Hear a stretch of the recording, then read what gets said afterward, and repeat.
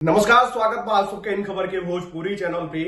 भैया, बिहार में सीट बंटवारा पर बात बन गई 17 और 16, यानी कि 17 पर बीजेपी, 16 पर जेडीयू और 5 पर एलजेपीआर यानी कि चिराग पासवान, और एक सीट उपेंद्र कुशवाहा के और एक सीट गया हम के यानी कि जीतन राम मांझी के। और आज ऐलान भी हो गया कि गया लोकसभा सीट से जीतन राम मांझी चुनाव लड़िया। अब अकेले के हम के अध्यक्ष यानी कि संतोष सुमन द्वारा कहल गई कि गया एगो पर्यटन क्षेत्र हुए और जा वो तरीका का विकास नहीं खे भइल, ये हमनी का लक्ष्य बाटे। तनी आप सब भी सुनी कि संतोष सुमन द्वारा का कुछ कहल गई।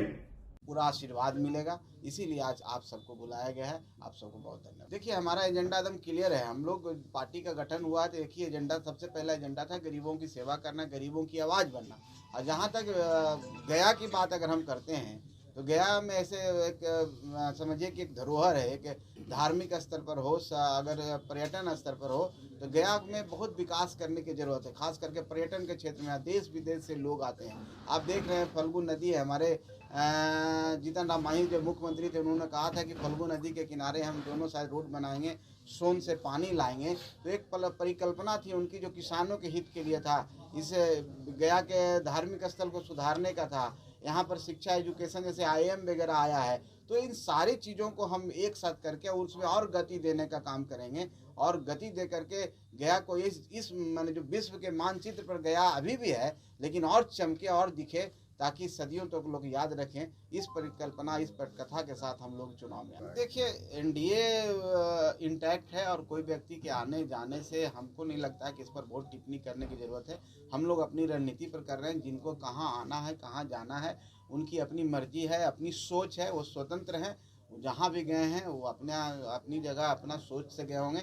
हम लोग हैं, हम लोग की तैयारी पूरी है। और हम लोग पूरे एनडीए के शीर्ष नेता जितने भी हैं, चाहे माननीय नीतीश कुमार जी हों, हमारे मुख्यमंत्री जी हों, उन सब लोगों का साथ हम लोगों का साथ है और सब मिलकर हम चुनाव लड़ रहे हैं। एक व्यक्ति का नाम आप लेते हैं, किसी एक व्यक्ति के इधर उधर जाने से कोई प्रभाव नहीं पड़ता है। गया की जनता भारी मतों से आदरणीय श्री जीतन राम मांझी जी को यहाँ से चुनाव जिता कर भेजी। देखिए, कोई न कोई को तो लड़ना ही था।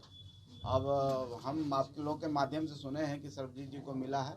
चलिए, अच्छी बात है, मिला है, लेकिन हम तो अपने एजेंडे पर कायम है, अपने मुद्दों पर कायम है, अपने मुद्दों के साथ जनता के बीच में है।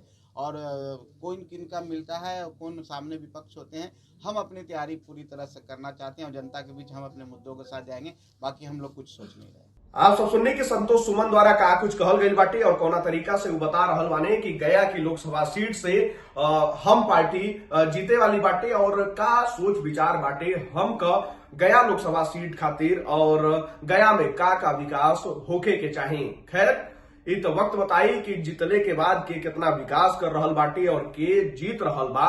लेकिन आप सबका प्रकार राय बाटे, आप सब अपन राय कमेंट बॉक्स में जरूर बताइए।